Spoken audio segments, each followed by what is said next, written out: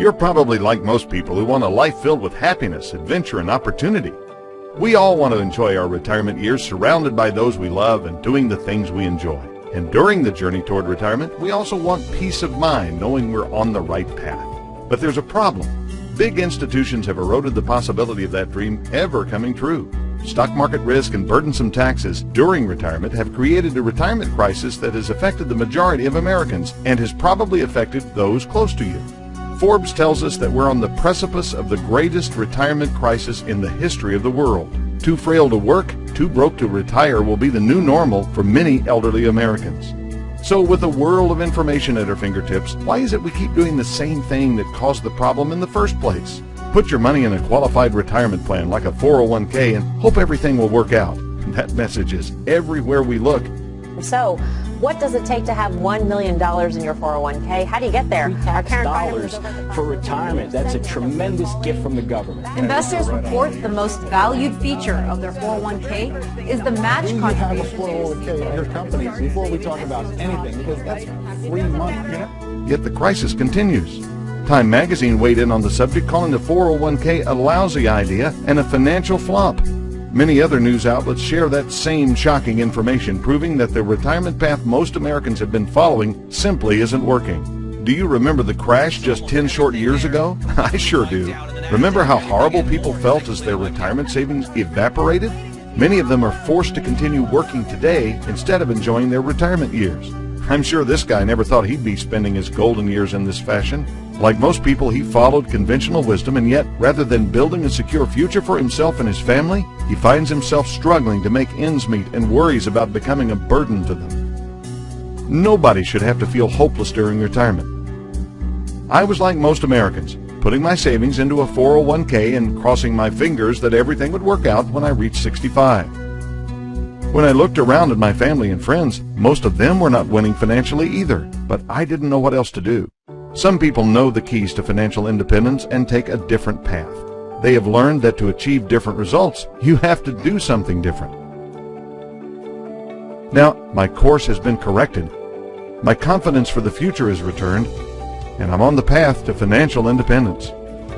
For decades, large banks, corporations, and the well-informed have been utilizing tax-free and risk-free principles to grow enormous amounts of wealth. But it's not just a plan for the affluent. We can take advantage of this asset class as well.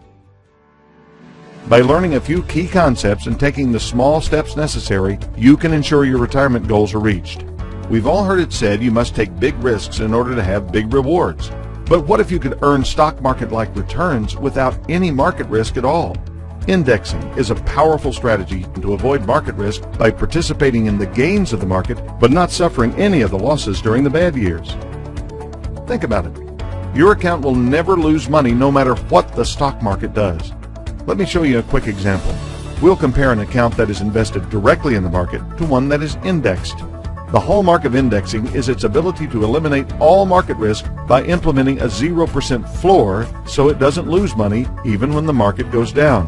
When the market goes up, the indexed account captures the gains up to the cap, in this example, 12%.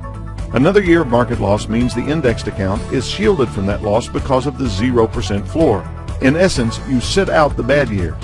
If the market increases 8%, you achieve all 8% because you haven't hit the cap of 12%. Another bad year, you guessed it, you don't lose any money. By avoiding losses, you are never playing catch-up. Here's the actual performance of the S&P 500 since the year 2000 if $100,000 was invested. Now look at the difference in the account balance if we just apply the floor and cap strategy. The difference is staggering. Indexing is the key to tremendous growth without market risk. Conventional wisdom promotes the idea of an average rate of return. Let me show you why that number is almost meaningless. Understanding the difference between the average and actual rate of return could be the difference between living the life you always dream of or barely making ends meet. For example, if we have $10,000 and earn 100% return the first year, we end up with $20,000. Then we have a 50% loss, another 100% gain, followed by another 50% loss. Average return is calculated by adding up the losses and gains and dividing by the number of years. In this case, 25%, which sounds great, doesn't it? But wait a minute. We started with $10,000 and we ended up with $10,000. So what's our actual return? Well, we didn't make any money at all, so our actual return is zero. Now, can you see how average rate of return is almost meaningless, and why a broker could say you averaged a 12% return, but your actual statement shows something quite different? Have you ever considered it may not be the size of the nest egg that matters the most, but rather the cash flow that nest egg can generate? Most brokers concentrate on building that nest egg as large as they can. After all, that's how they get paid, right? But that large nest egg, is it all yours? Remember, you haven't paid taxes on that nest egg, so a lot of it belongs to the IRS, and they get to decide how much they keep by determining your tax rates. Because the vast majority of people who save for retirement save inside pre-tax plans such as 401ks and IRAs, they have deferred their taxes, believing they will pay less tax in retirement. So here's a question. In the future, do you believe taxes will go up, go down, or stay the same? We all might have our own opinion on that, but the Congressional Budget Office has already answered that question for us. Not only do they say taxes must go up, but they must go up substantially. They did a study based on the government's current debt situation, which concluded that with no changes to Social Security, Medicare, and Medicaid, the lowest tax bracket would have to increase by 2.5 times in order to sustain those programs. Here's the really bad news. They also said that the 25% bracket would rise to 63%, and the highest bracket, 39.6%, would need to rise to 88%. Can you imagine 88% of your nest egg going to the IRS in taxes? That's a risk I'm not willing to take with my life savings. Now let's see the difference these strategies make using real-world numbers. Here, John takes the conventional approach which most people use by starting a 401k or an IRA.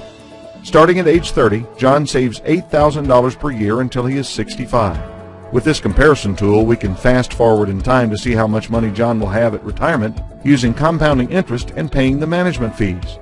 Not a bad balance. But remember, isn't cash flow more important than the nest egg? As we move the slider, look what happens. John runs out of money at age 75. He saved his hard-earned money for 35 years, and it only lasted him 10 years. These numbers are the harsh reality most Americans are faced with at retirement. They're left with a choice. Do I live on half the money so it doesn't run out as fast? Or do I go back to work and bag groceries? Gone are their hopes of a life filled with moments like attending their grandchildren's school plays or holiday gatherings with extended family far away. So what's the answer? Well, let's look at what happens with this strategy and how it can help you achieve the retirement goals you hope for. You'll notice that the amount John contributes is less than with the 401k because John has already paid the taxes to get them out of the way. As we drag the slider to age 64, the 401k balance is larger, but there is a problem.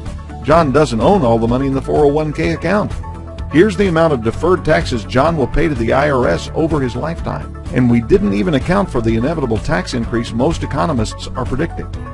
At age 65, John starts his retirement. Needing about $70,000 to live on, he pulls out just under $98,000 because guess what? He has a tax bill of almost $25,000 every single year. But with this strategy, he only has to take out $73,000 because the taxes have already been paid.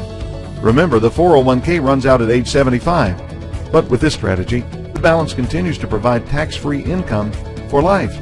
Here's how. This strategy uses specific IRS-sanctioned tax advantages only given to properly structured life insurance vehicles, which gives John access to his money without taxation. This is accomplished by borrowing money from the insurance company and using John's life insurance coverage as collateral.